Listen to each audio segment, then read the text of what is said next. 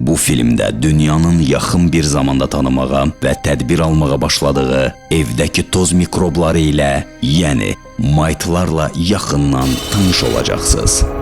Evimizdəki yırtıcılar. Bugünkü gündə böyük və kommunal şəhərlərdə insan sağlığını hədələyən, ancaq kifayət qədər tanınmayan ən vacib problemlərdən biri də evdəki mikroblar və içində gizlətdiyi maytlardır. Evində balaca uşaqları olanlar, bəlkə elə biz özümüz də xəbərimiz olmadan uşaqlarımızı astma və allergiya xəstəsi edirik. Toz mikrobları evimizdə bizimlə bərabər yaşayan, ancaq gözə görünməyən kiçik varlıqlardır. Örümçək və gənələrə bənzəyən bu çirkin həşəratlar heyvan və insan qırıntıları ilə qidalanaraq sürətlə çoxalırlar.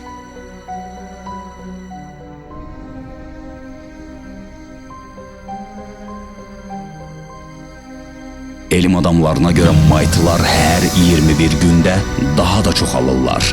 Siz 2 həftədə bir yataqlarınızı təmizləyirsinizmi?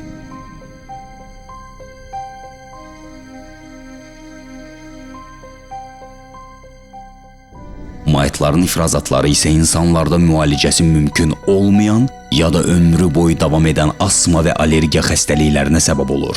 Kifayət qədər günəş düşməyən və havalandırılmayan evlərdə yaşayan insanları özlərinə hədəf seçən bu həşəratlar asma və allergiyadan başqa ekzema, öskürək, askırma, burun və dəridə qaşınma, bronxlarda xırıltı, nəfəs darlığı və burun axma kimi narahatlıqlara səbəb olur. Yaşayış komplekslərində və bina evlərində yaşayanlar, evimizin havasının həyətdəki havadan 15 dəfə daha çirkli olduğunu bilirsinizmi? Maytlar tozla dolu isti və nəmli mühitləri sevirlər.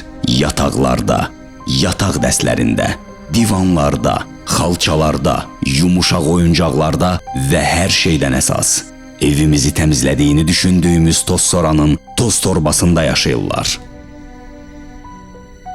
Təmizlik edərkən bilmədən sağlamlığımıza zərər verdiyimizi bilirsinizmi?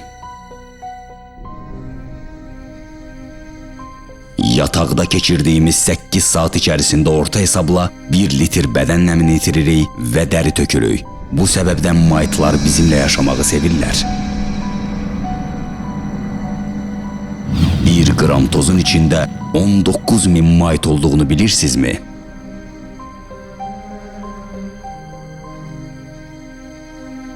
Maytların özündən çox onların ifraz etdiyi mikrotozlara çevrilən ifrazatları daha təhlükəlidir.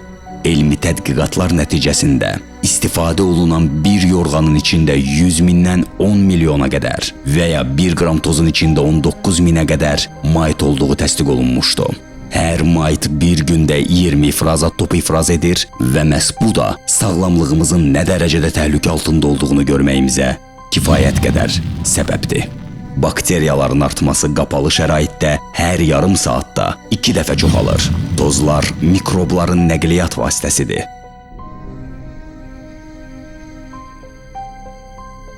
Qərb ölkələrində asma xəstələrinin sayı son 20 ildə 2-3 dəfə artıb.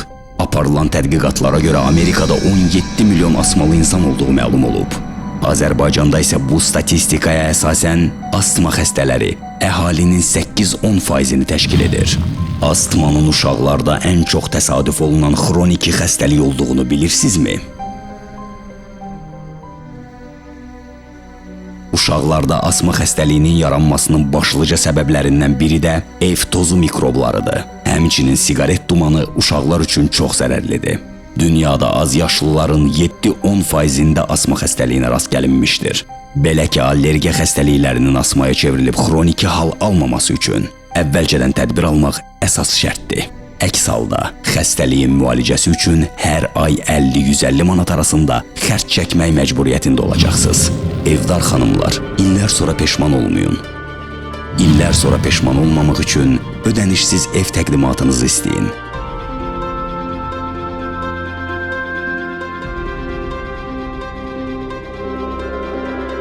Ən təmizkar evdar xanımların evi ən tozlu hala niyə gəlir? Ödənişsiz ev təqdimatını istəyin. Hər şeyə özünüz şahid olun. Evimizdəki yırtıcılar.